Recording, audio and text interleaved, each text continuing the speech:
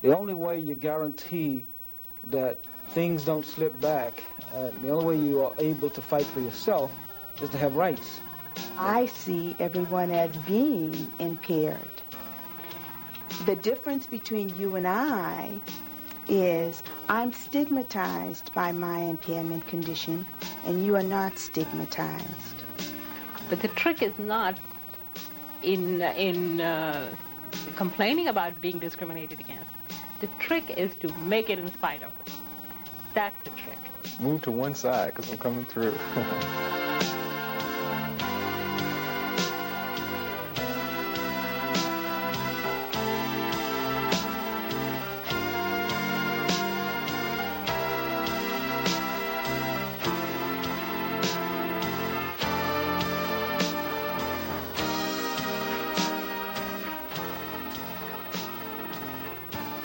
Most of us take for granted our enjoyment of the American dream.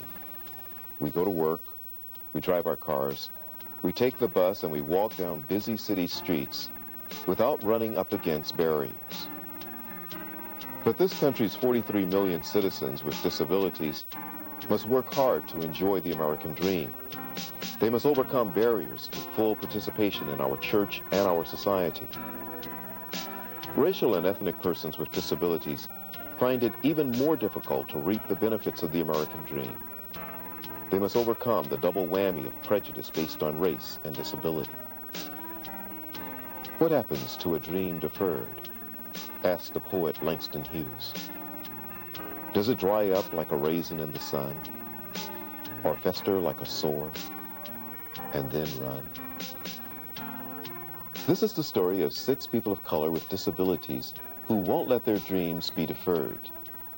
They must cope with one of life's toughest challenges, to be accepted for who and what they are in a society that discriminates against those who are different. Yet they, like ourselves, are reaching for the American dream, to have their gifts, their talents, and their abilities respected. The Americans with Disabilities Act of 1990 gives hope to disabled people. It brings them a step closer toward the American dream.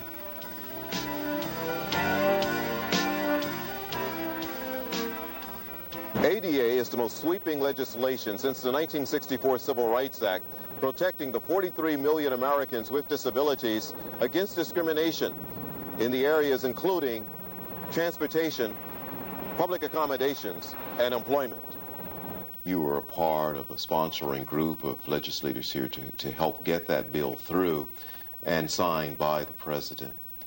The stories that you heard and the task force that you designated to hear those testimonies helped to shape not only the bill, but also encouraged the passing of it. What did you hear that stood out in your mind as making this legislation most needed at this time?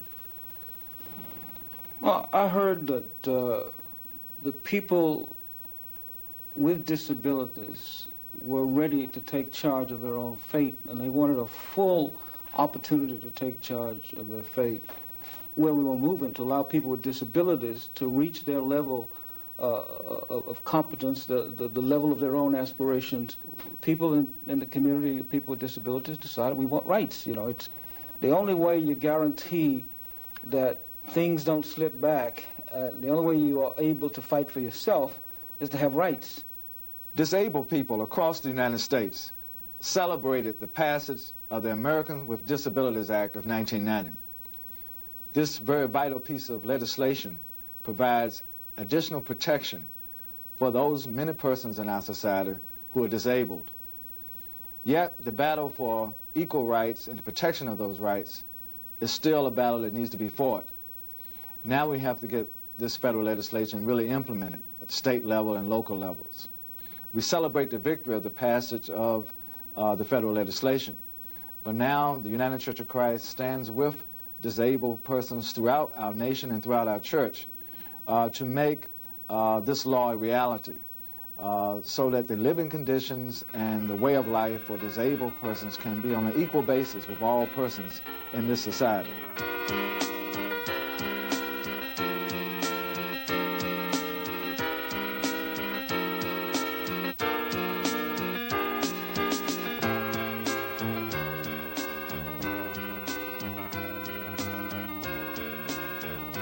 The Reverend Cloyd Grant of the President's Committee for the Employment of People with Disabilities says people of color with disabilities are fighting for their rights to partake of the American dream. Mr. Grant, who is legally blind, is an ordained minister in the National Baptist Convention, Inc., and an assistant minister at Mount Olive Baptist Church in Arlington, Virginia. He hopes one day to serve his own pastorate. When I started my career in employment back in about 1975, there were very few persons with disabilities working. This was in the federal government. However, there were even fewer black individuals at that time, or persons of minority background. And of course, I knocked on many, many doors before I ever got my first job. Perhaps I went to over 100 different places before I was hired. What were the reasons given? Well, it was very interesting. Many of the employers had the attitude, can you do it? Some of them had the attitude, we don't believe that you can do it. The other thing that I was often faced with is, Mr. Grant, you have very good credentials. They look very good. However, you have a disability. It takes a lot of tenacity to get ahead and to attempt to get a job. Are you saying to us that it is easier for an African male with a disability to do well in society at large than it is to do well inside the church? Well, I don't want to answer a question with a question, but I'll say this to you. It's not any easier if you are looking for a pastoral role or an assignment that carries a great deal of responsibility. It's not any easier. You would think that it would be easier in the church, but it is actually tough. Do some believe that people have disabilities because they have sinned? There is a sermon that I often preach. It's in John, where it deals with the healing of the blind man at the pool of Siloam. And of course I make it very clear there that the blind man did not sin, nor did his parents necessarily sin.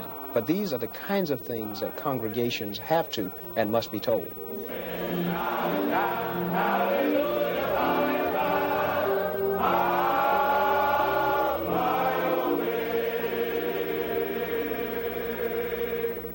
Amen. People with disabilities come to the United States from other countries so that they too may be part of the American dream. Yet these persons must overcome many challenges, for they must combat not only prejudice based on disability and race, but on national origin. Dr. Sushila Kapoor came to this country from India some 25 years ago. She has faced discrimination based on her nationality, her gender, and her disability. Dr. Kapoor is a psychologist with the Washington, D.C. Rehabilitation Services Administration.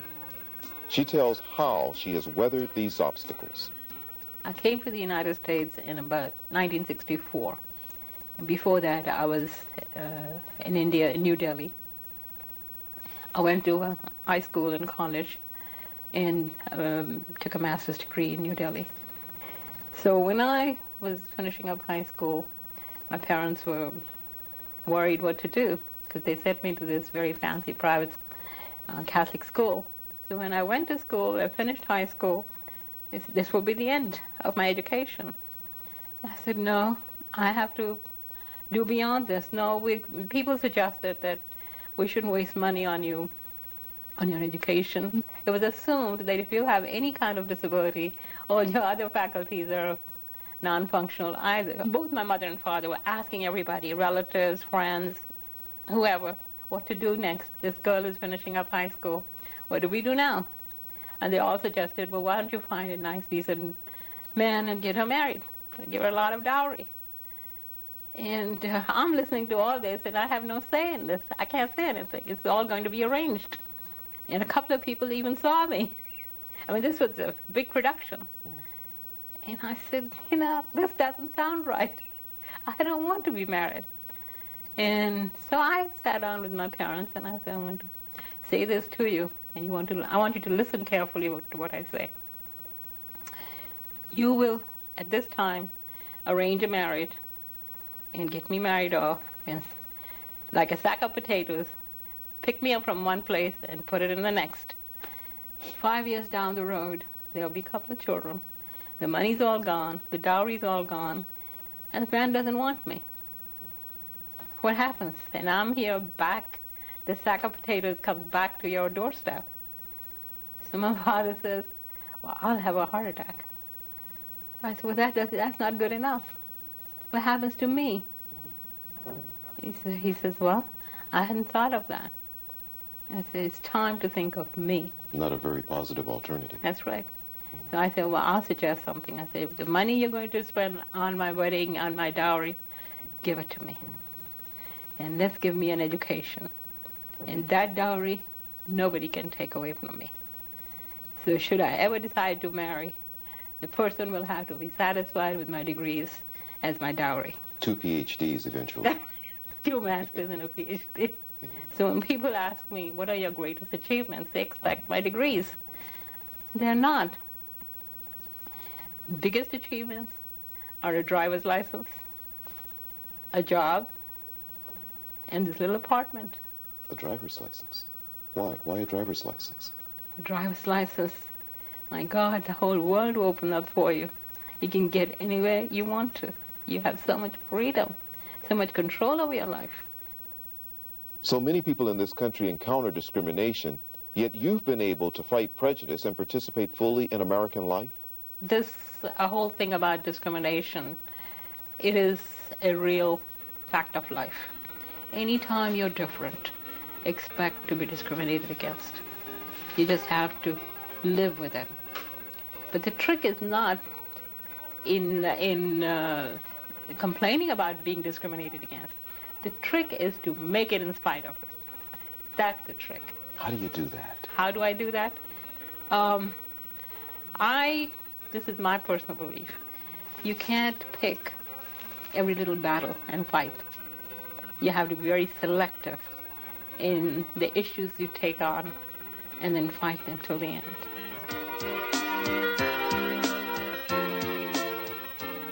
Dr. Barbara Hardaway, a professor of English at Gallaudet University, helps people understand and overcome fear of those with impairments. She works toward a world where differences among us will be respected, not feared. My physical impairment is from polio, 1955. I don't judge that to be good or bad. It's a reality. It is. It's an impairment, damage to my body. As you well know, African Americans have every 10, 15, 20 years changed terms for self-description. Is that also true among persons who are physically impaired? It's a reality that exists for people who experience powerlessness.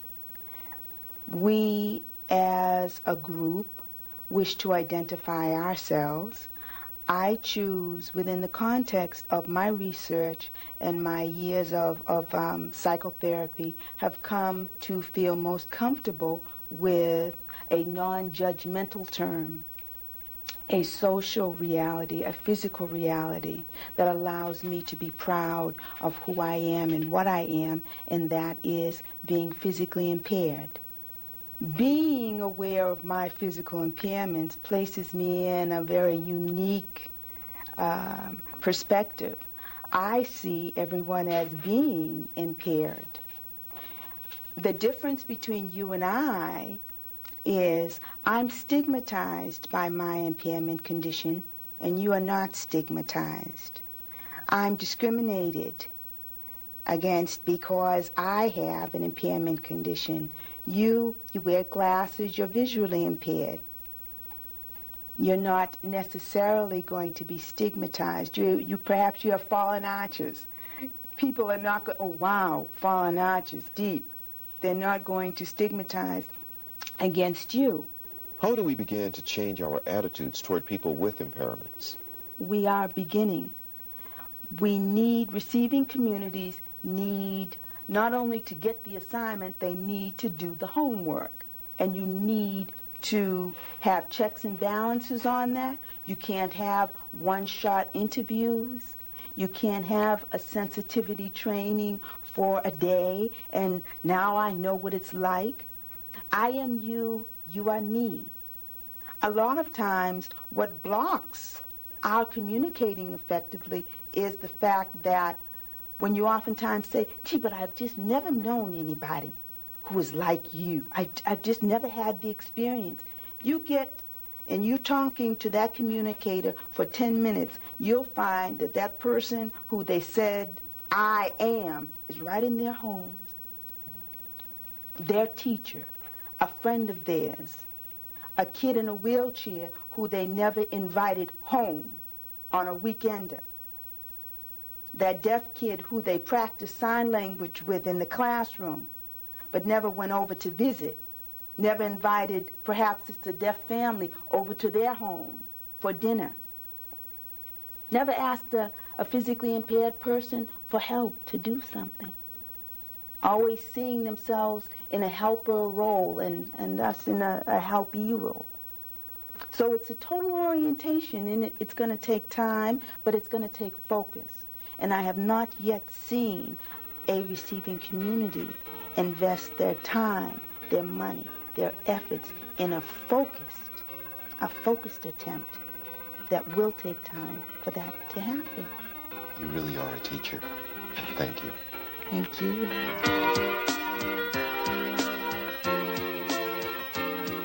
Racial and ethnic persons with disabilities tell their stories and voice their concerns at a Washington University conference entitled Communities Under Siege. Don Galloway of the Washington, D.C. Department of Housing and Community Development describes the prejudice which people of color with disabilities must combat. He says, they must build a political base in a society dominated by the privileged and able-bodied, and that we must remove from our language images that hurt people of color and persons with disabilities. I've been all throughout the United States, and every occasion that a white organization wanted some representative from the black community, they will pick a handful of us as representative of all of us. And unfortunately, we find ourselves in token positions because it looks good on TV or whatever, but really without a political base. But we've gone through this evolution of what we want to be called. And people with a disability have gone through the humiliation of being called cripples, deaf and dumb and deaf and dumb. You've heard that. Mm-hmm. Another word I saw in your paper, brother, invalids. Mm-hmm. People that are in wheelchairs are not necessarily invalids. The Reverend Valentino Lassiter tells what the church can do to welcome people with disabilities. Of course, in the church, we have key ideals of the images of God, that God is no respecter of persons. We have strong notions of the working of the Spirit, strong teachings and ideals of justice, of love, all kinds of concerns that point to what we should be doing as a church and as a people of God for persons with disabilities. It is a painful fact that a majority of African American churches do not take the practical needs of disabilities very seriously. For the most part, our record for accessibility is terrible. We assume that persons who have hearing impairment are just content to be within the church. We must learn to be total in our ministry. This includes the teaching and implementation of the sign language, hearing aids in our facilities, large and bold type hymnals and Bibles in our institution, ways in which wheelchairs can get comfortably in and out as we build new churches in the African American community. The African American church has always prided herself as fulfilling the gospel mandate by ways of inclusion and mission. But the church should be more intentional, I think, in our efforts to be inclusive in our ministry to persons with disabilities. We have the power, we have the theology, we have the support system, and we indeed have the history. And we need to do more teaching and more balancing in our theologies and in our supportive approach to persons with disabilities. 18-year-old Bernice Killings, a college student studying computers, has stopped going to his church, but it is not because he doesn't like his congregation. Church is not accessible at all. It's I haven't been there in the last 6 to 8 months at least, because it's just too many stairs to get into the church. After you get in, there's stairs, but just to get to the church, is there a lot of stairs. So I've had to go and worship somewhere else. You miss the church? Yes, I do. Yeah, I do. I really do. You know, it was where I first went, and you know, everyone misses me there, and I miss everyone there, and you know, I'd like to go back.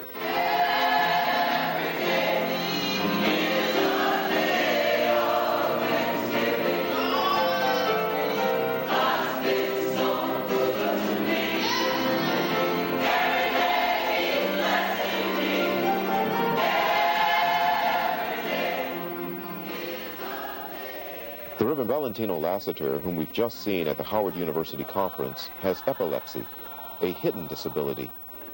Mr. Lassiter, who is pastor of Eastview United Church of Christ in Shaker Heights, Ohio, tells how his congregation has accepted his disability and supported his ministry. Did you keep your disability a secret for much of your life?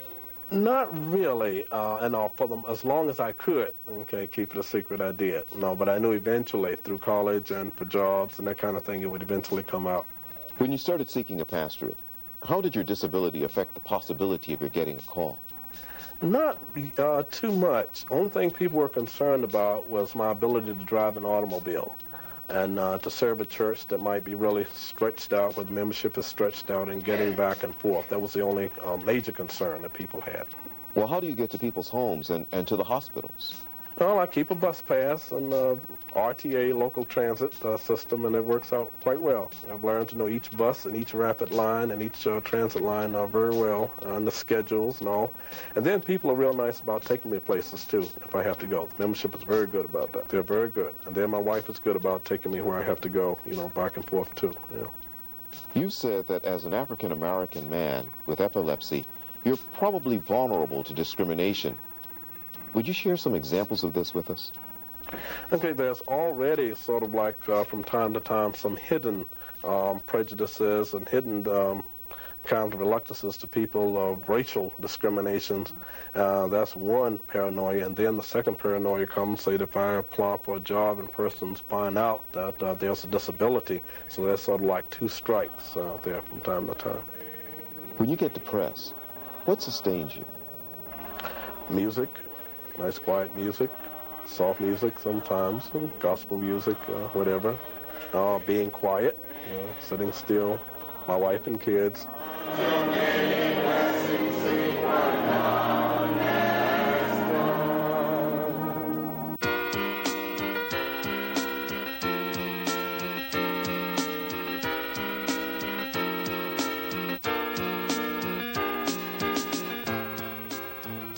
World-class athlete Dana Jackson helps youth with disabilities to gain self-esteem, to live out their dreams in athletic competition. At 16, Mr. Jackson became disabled from a gunshot injury. There's something, though, about competition, competing, that causes a person to say something about himself, herself inside. Yeah, for us for dealing with competition, it's just a motivating force, and also we're trying to also inspire the younger athletes. You know, we got athletes as young as 4 years old and 5, and you know, really highly competitive. You know, and we're just trying to motivate them, saying that there is life after the disability. What kind of challenges have you faced personally? Oh gosh. Educational, dealing with discrimination during the educational system, employment. It's just a number of things. Because you're in a wheelchair? I think it was. I never really experienced a whole lot of discrimination until I became disabled. A black man in the United States not experiencing discrimination? Well, when I didn't really notice it or recognize it then. I became disabled when I was 16, and so what you see as discrimination then, you may say, oh no, that must be something else. But now, you know, you realize, as you get older, you realize what it is. 16, you were shot. Mm-hmm. I had a gunshot. My stepbrother was cleaning a 22, and it went off and hit me. And, You were also an athlete then. This is not new, this competing. You, at 16, were running? yeah, I participated in track and field and played football, and not very far from here, and in Washington, and it was really enjoyable. And I guess the one things I missed is running and jumping and catching the ball. But I think through sports, through disabled sports, I'm able to capture some of that again. You know, it's something when you're doing a marathon and you get to that mile 20 that's when the race begins. You know, and you feel that same type of exhilaration. You know, also you feel that wall. You have so much hope. I mean, just hearing you and watching you as you prepare now for world competition. How do you sustain that? How do you keep your spirits up? That's a good question. One I probably take a long time to answer. You set a goal for yourself, and you want to achieve it, and you have different obstacles along the way, but you overcome them. You know. You're not bitter. No.